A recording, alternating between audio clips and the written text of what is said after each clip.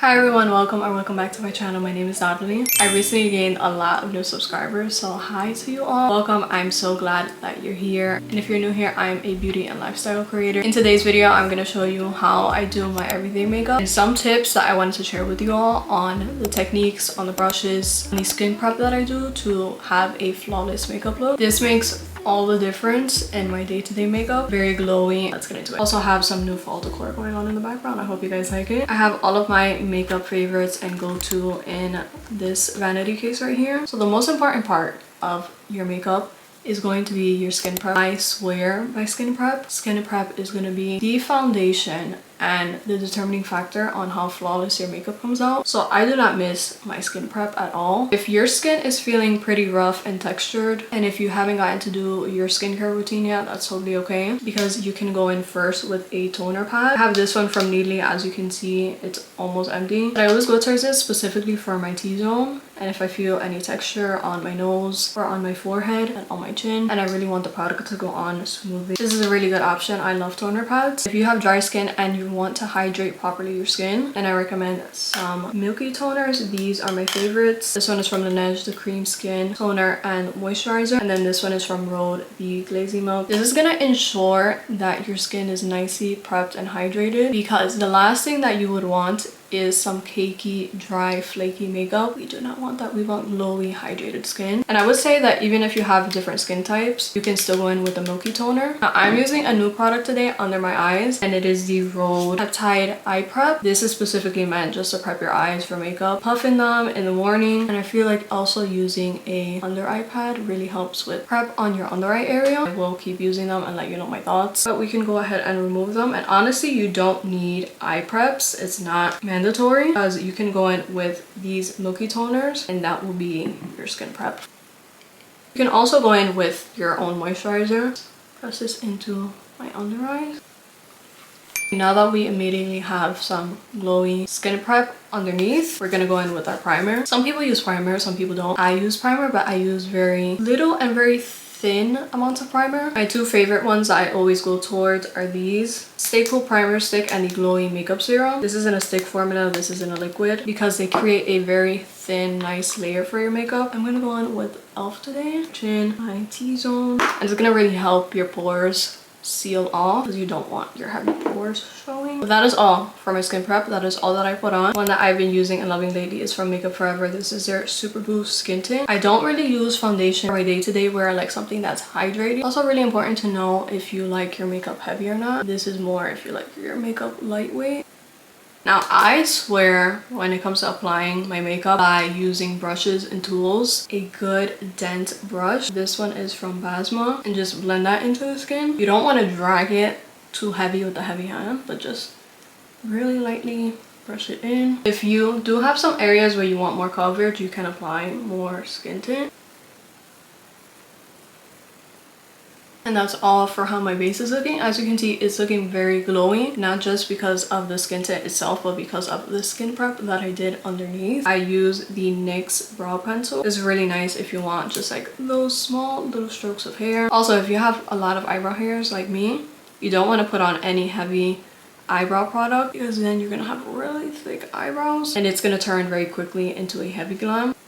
And then complete the angle of my eyebrow. My favorite brow gel at the moment that really gets the job done is this CoverGirl Clean Brow Gel. Super affordable and it's really nice. A tip that I would give you for this is brush your eyebrow hairs in the opposite direction and then lift them up. That way it's gonna give that more laminated look. Already see the difference. My eyebrows are looking a lot thicker. Okay, my eyebrows are complete. A product that I've been enjoying lately for my bronzer is this one from Sachu. It's called their Contour Stay-In, and it's really cool because it has this cushion where you just kind of twist the bottom and more product comes out. I like to go in with a liquid bronzer. That way we're using the same theme of products that are liquids, that are creams. And this is called Contour, but I like to just bronze my face. That way it looks more natural, more day-to-day. But I just like to go on these areas. The brush that I use for my bronzer is from Rare Beauty. Very dense brush. And it's called the Liquid Touch Foundation Brush. Just do some light tapping motions. Again, nothing that's gonna drag and take it off of your face. Just kind of like you're pushing it into your skin. If you like a really bronze look, then you can always go in with more. And there it is for the bronzer layer. You can always set this with a powder bronzer later if you want to, that's optional. But I don't want to add any powders to my face just yet. Next step is blush. Again, I use the same kind of formula, cream or liquid. Right now I'm either going towards Rhode or these Summer Fridays blushes, which these have really been my favorites. I'm gonna do a mix between soft strawberry and dusty rose. This is what these blushes look like, and I've been loving these so far each time that I use them. Summer Fridays also came out with this brush, which is meant to be used with the blush. Just kind of pick it up with the angled side, and again we're using brushes. I'm gonna lightly tap that in and focus on the high points of our cheeks. That way it looks a lot more lifted, but I've been incorporating this technique of a little bit lower so that my cheeks look fuller on the apples of my cheeks.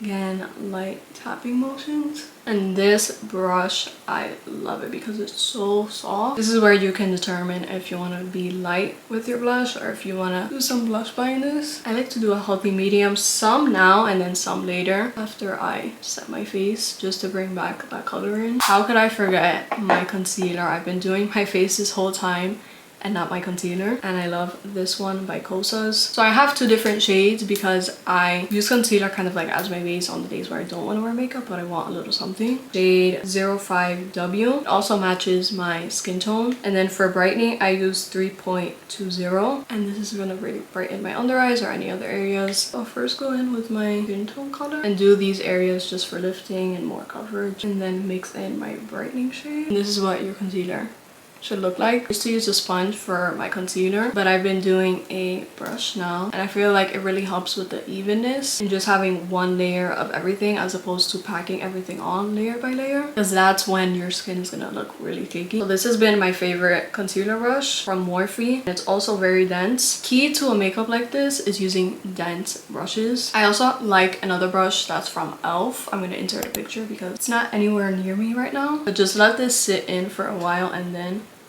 start tapping it in. I would usually do this before my blush and my bronzer, and I forgot this step. If you want a more brighter eye, I recommend going in right here in the corner. Also because I have some veins in here, this is why I like to go in with that area. And then lift the rest of your concealer up. With any concealer that you have on the brush, you can also just start lightly contouring your nose.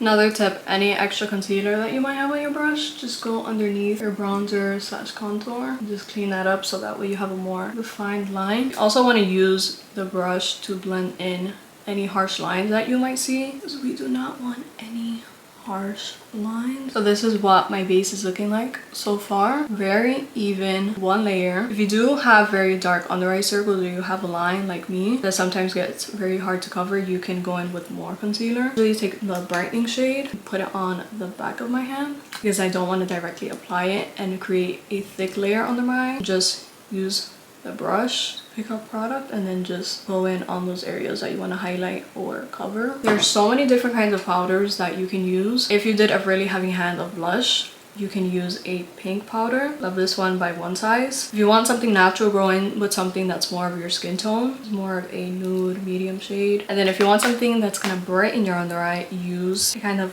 white powder. This one is called Corrective Lavender by Makeup Forever. I really like this one, but I don't use this one alone because I don't want any flashback, or I don't want something that's gonna be stark white. So a key tip to doing that is going in with your more skin tone shade and mixing it with the white one. And of course, I always recommend using a powder puff because this is going to make the difference when it comes to evenness with your under eye. So I know some people bake their under eyes, but this is more for like day-to-day wear. You want something light, something that doesn't feel heavy at all. And you're just going to press it in through your under eye area. Also using this powder, just contour your nose a bit on the sides.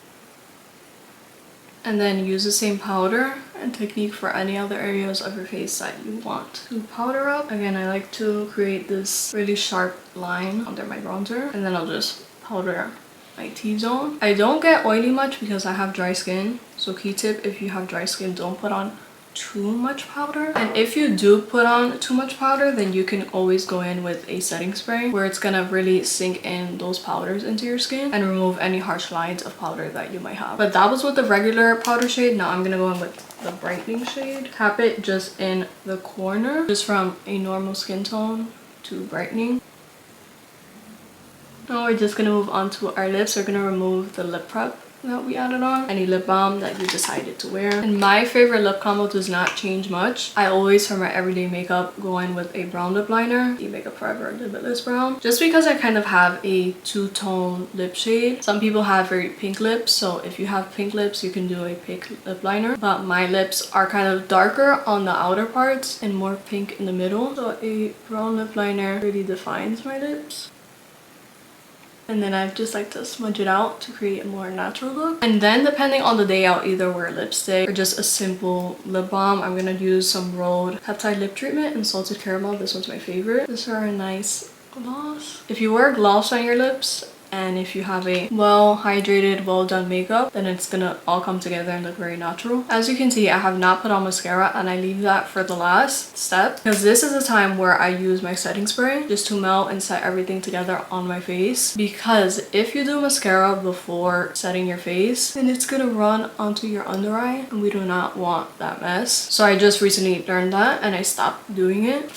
This is the Old Reliable from Urban Decay, the All Nighter. And I'm just gonna bring you in closer just so you see how melted and how glowy this makeup is looking like so far. Because we did very thin layers of the makeup. We used our tools, we did our techniques. And now we can go on for the last final steps, which is mascara. So this is for my girls that have thin, straight lashes like how I do. I found a way around this. I go in with a lash primer. This is from Lancome. This is gonna go on white, and just like how we did with our makeup, we want to do a very thin layer of this because this is gonna make our thin straight lashes stand out more. My favorite mascaras at the moment, or of all time, this is my favorite Maybelline Lash Sensational, and I kid you not when I say I love this mascara. I love it. Super affordable in drugstore. And then for more high-end, I've been loving this one from Prada. It's the Prada Periscope, and the design on this bristle is really nice because it's only on one side and it really grips on to your lashes. And these are really good for thin lashes. They're meant for lengthening. I, for my day-to-day makeup, love a lengthening mascara as opposed to volume, just because I don't want my lashes to look too thick and not match the rest of my face. But I think for this video I'm gonna do Lash Sensational, and I'm not a big mascara person just because I struggle with that straightness. And you want to do this while the lash primer is still wet, because if it's dry then it's clunky and there's a lash with Lash Sensational. My favorite thing to do is add some mascara on my bottom lashes. This is tricky for some people because some people don't like this, but I feel like it really opens up my eyes. This is a time now where I'll go in back with my blush and just do a nice little touch up again and powder any areas where you wanna mattify. Leave the rest looking glowy, so that's what's gonna really come through. That is all for my everyday makeup routine and all the techniques and skin prep that I do. I had to share these tips with you all because it's gonna make such a huge difference in your makeup, especially if you have dry skin. I hope that this video was really helpful, and I hope that you liked this makeup look. If you do want to achieve it, then of course I'm always gonna have the products linked in the description, just so if you want these same kind of shades or if you want to try out any of these products, you can. Let me know if you do recreate it or if you do try it out for yourself. And as always, if you want to keep up with me and my content, make sure to follow me on Instagram and on TikTok, and subscribe for more beauty videos just like this one. Thank you guys so much for watching, and I will catch you on the next one.